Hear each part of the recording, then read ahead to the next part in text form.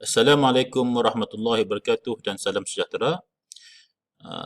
Saya Amirul Husni bin Arifuddin daripada Pusat Pengajian Pengurusan Pelancongan Hospitaliti dan Acara STEM Universiti Utara Malaysia. Pada kali ini saya akan sampaikan video ini bertajuk Warisan Budaya dan COVID-19, Suatu Kehilangan atau Peluang. Okey. Jadi tuan-tuan dan puan-puan, yang saya ingin nyatakan sekarang ini adalah apa yang saya akan sampaikan ini adalah perspektif warisan daripada warisan itu sendiri, dan perspektif warisan daripada bidang warisan, bukan bidang pelancongan. Tetapi perspektif warisan ini adalah penting bagi orang-orang industri dan juga orang-orang akademik, yang melibatkan diri dengan pelancongan untuk mengetahui dengan lebih lanjut apakah warisan dan bagaimana warisan boleh dipelihara, tapi dalam masa yang sama boleh digunakan atau exploit untuk pelancongan juga. Okay. Baik, jadi tuan-tuan dan puan, apakah warisan? Warisan adalah sesuatu yang diperturunkan daripada generasi sebelum ke generasi sekarang. Ia juga adalah sesuatu yang diperturunkan kepada generasi sekarang yang masih mempunyai signifikasi atau kepentingan kepada generasi sekarang. Warisan juga adalah sesuatu yang mempunyai signifikasi yang menyebabkan ianya perlu dikekalkan dan dijaga untuk generasi seterusnya. Warisan adalah sesuatu yang signifikasinya mungkin berubah mengikut peredaran zaman. Dan warisan juga adalah sesuatu yang status warisannya mungkin akan berubah disebabkan kehilangan signifikasi. Okay. Jenis-jenis warisan, sekali lagi saya menyatakan ini adalah dari perspektif warisan budaya sendiri. Okay. Jadi dua kategori besar adalah warisan alam sekitar dan juga warisan budaya. Di dalam warisan budaya juga terbahagi kepada dua, warisan ketara dan warisan tidak ketara. Apakah warisan ketara, tuan-tuan dan puan? Contohnya warisan dunia, World Heritage. Okay, contohnya kita kata Georgetown dan Melaka, Bandar Melaka sebagai World Heritage. Jadi apa yang ada di Georgetown, apa yang ada di Melaka? Ia adalah gabungan suasana persekitaran dan juga monumen-monumen bangunan-bangunan yang ada di sana daripada zaman kolonial. Ya. Jadi warisan ketara ini berdasarkan kepada bangunan-bangunan, perkara-perkara kita boleh pegang, dan lihat. Termasuklah warisan bawah laut, tuan-tuan puan-puan, underwater heritage. Dan sebenarnya kapal yang dibina pada zaman dahulu yang karam di dasar laut, mereka ini juga dikatakan sebagai warisan ketara. Juga warisan angkasa lepas yang berkenaan dengan roket yang Amerika, Rusia hantar ke luar negara contohnya. Dan juga objek yang ketara termasuklah artifak, monumen atau bangunan-bangunan lama dan rangka dinosaur atau fossils. Okay. Jadi apakah warisan tidak ketara pula, tuan-tuan dan puan? UNESCO bahagikan atau kategorikan warisan tidak ketara intangible heritage, benda ekspresi, benda yang tidak dipegang, kepada 5 perkara atau 5 domain atau 5 kategori. Yang pertama, tradisi dan ekspresi secara oral, secara mulut. Yang kedua, seni persembahan.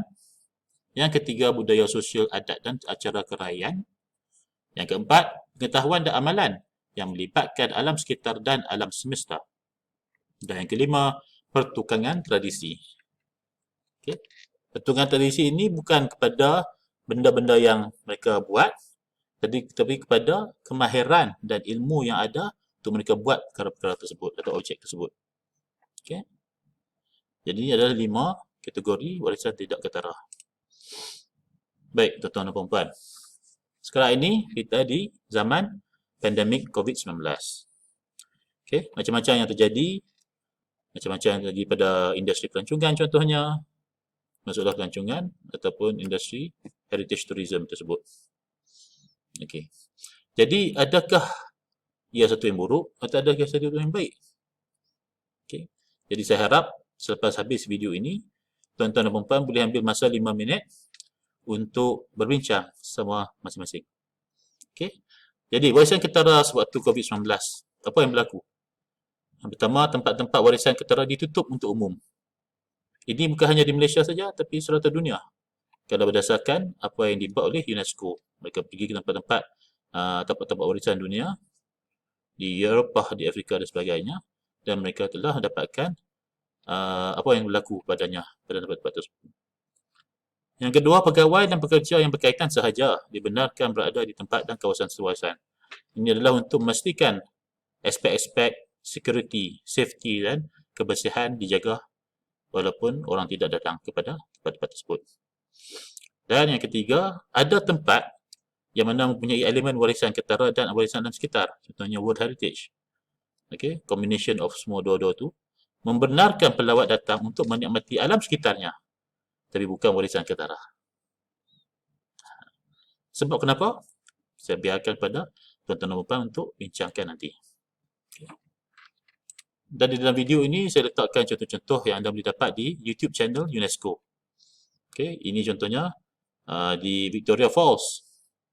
Okay, satu warisan dunia. Kemudian ini di Fort Jesus, Mombasa, dua-dua di Afrika. Baik. Jadi anda boleh pergi ke YouTube channel bila anda ada masa terluang.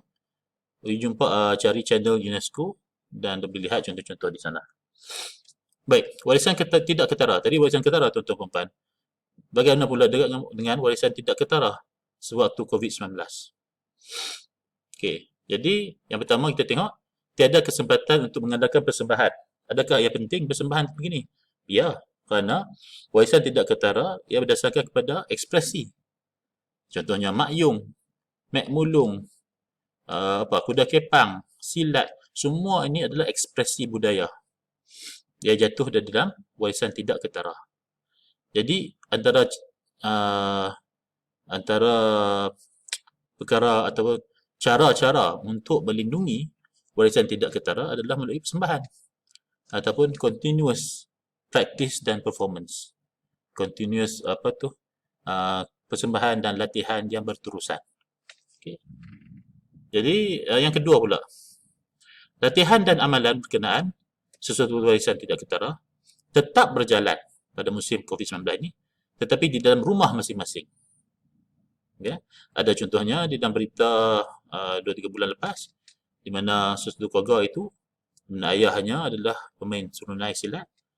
Pada waktu COVID-19 tak boleh keluar rumah, maka apa yang terjadi? Ayah tersebut mengajar seluruh ahli keluarganya untuk bermain gendang silat. Itu adalah perlindungan warisan tidak ketara. Kita lihat pada perkara ketiga ini, latihan dan amalan sebegini adalah penting kerana warisan tidak ketara adalah berdasarkan ilmu, knowledge dan juga kemahiran atau skill yang ada di kalangan pemilik tradisi atau traditional owners. Jadi sekiranya persembahan dan latihan berterusan tidak dapat dijalankan, maka kemungkinan ilmu dan kemahiran tersebut akan hilang atau akan diminish atau direndahkan mutu atau kualitinya. Maka pada musim COVID-19 kita lihat ia tidak terjadi. Kenapa? Kerana di kalangan pemilik tradisi, traditional owners, mereka buat di dalam rumah masing-masing, di halaman rumah masing-masing. Okay? Jadi ini adalah perkara yang baik, latihan dan amalan yang berterusan sebegini. Dalam video ini juga saya ambil contoh daripada internet. Contohnya ini budak-budak adik-adik ini belajar gendang silat dengan Mak Inang Jawa sewaktu COVID-19. Ini pula adalah montaj daripada Pertubuhan Seni Silat Kunta Tepi Malaysia, di mana mereka menyuruh semua ahli-ahlinya ataupun sebilangan ahli-ahlinya untuk berlatih tepi di rumah masing-masing dan mereka kumpulkan video-video untuk jadikan montaj, okay, sebagai satu video rasmi kepada Pertubuhan Silat Kunta Tepi ini. Dan ini pula adalah suatu ini silat cekak contohnya. Ini adalah suatu mereka buat satu pertandingan online di mana pesilat ataupun orang yang belajar kungfu, orang Cina atau orang India belajar silamban dan contohnya, mereka boleh menghantar video persembahan mereka dan background mereka kepada penganjur acara ini untuk sebagai satu competition,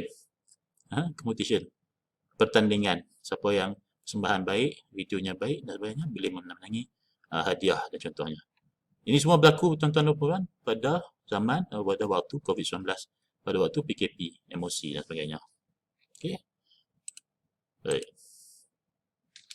Okey tuan-tuan dan puan, ini adalah perkara yang saya ingin tuan-tuan dan puan bincangkan selama 5 minit atau lebih, pulanglah kepada fasiliti kita masing-masing. Okay. Ataupun bukan hanya di dalam kelas tuan-tuan dan puan, malah di luar juga boleh berbincang. Jadi perbincangan yang pertama, kehilangan atau peluang. Adakah yang satu kehilangan apabila COVID-19 ini merebak, menyebabkan orang tak boleh pergi pada tempat buat warisan, orang tak boleh nak buat persembahan warisan dan sebagainya? Ya, betul. Ia satu kehilangan kepada industri pelancongan, termasuklah pelancongan warisan. Ini tidak boleh dinafikan. Tetapi kehilangan jangka pendek yang saya nyatakan di sini adalah ia adalah kehilangan jangka pendek. Mengapa atau kenapa? Pelancong akan sentiasa mencari perkara yang unik yang tiada di tempat mereka atau yang tidak lagi diamalkan di kalangan masyarakat setempat di mana mereka berada. Itu adalah sejarahnya pelancongan itu sendiri tuan-tuan dan puan. Kenapa orang melancong dulu kala? Adalah untuk melihat perkara yang tidak ada di tempat mereka. Melihat warisan atau budaya suatu tempat dalam sekitar suatu tempat. Okey. Dan yang kedua pula, warisan ketara dan tidak ketara yang diakui sebagai warisan dunia atau warisan manusia oleh UNESCO merupakan suatu penjenamaan brand, image yang penting kepada suatu negara yang mempunyai warisan tersebut. Okay. Jadi katalah Malaysia. Contohnya Malaysia dah ada 3 warisan tidak ketara sebagai warisan manusia, humanity, iaitu Mak Yong, Dondang Sayang dan juga Silat. Okay. Maka bila Malaysia ada ketiga-tiga ini sebagai warisan manusia, keseluruhan manusia di dunia ini, maka ia menjadi satu galakan kepada pelancong untuk datang melihat apakah Mak Yong ini, apakah Dondang Sayang, apakah silat yang ada di Malaysia. Beza apakah dengan silat yang berada di Indonesia contohnya. Bagaimana pula dengan peluang tuan-tuan dan puan? Jadi kita lihat kehilangan, ya betul, tapi bagi saya yang jangka pendek. Itu tuan-tuan dan puan boleh bincang. Bagaimana pula dengan peluang? Bagi saya, ya betul. Ia adalah peluang kepada pemilik tradisi dan kurator warisan seperti di museum dan sebagainya untuk pemeliharaan, preservation, pemuliharaan, conservation dan perlindungan, safeguarding warisan tersebut. Cuma ada warisan ketara atau tidak ketara. Ia memberi ruang waktu yang perlu diguna sebetulnya agar impak pelancongan selama ini yang berlaku pada tempat-tempat warisan contohnya diperbetulkan. Graffiti, vandalism dan sebagainya diperbetulkan dan juga supaya plan strategik dicadangkan dan kemudiannya dilaksanakan demi kelestarian warisan ketara dan juga tidak ketara. Jadi ia juga satu peluang tuan-tuan dan puan. Peluang supaya kita boleh memperbetulkan keadaan dan juga membincang sama kita semasa sama pegawai atau penjaga warisan tersebut atau pemilik warisan tradisi buat satu strategi untuk supaya impak tersebut tidak lagi berlaku apabila tiadanya COVID-19. Okey. Jadi itu saja bagi saya. Jadi video ini berdurasi lebih kurang 14-15 minit. Maka saya biarkan tuan-tuan dan puan untuk berbincang perkara yang kita lihat dua ini. Iaitu adakah ia kehilangan, bagaimana, kenapa. Dan juga adakah ia satu peluang, bagaimana dan kenapa. Baik. Jadi itu saja daripada saya. Jadi terima kasih kerana memberi peluang kepada saya untuk menyampaikan video ini atau taklimat ini kepada tuan-tuan dan puan. InsyaAllah kita mungkin akan berjumpa lagi di kemudian hari. Sekian, terima kasih. Wabillahi taufiq wal hidayah. Wassalamualaikum warahmatullahi wabarakatuh.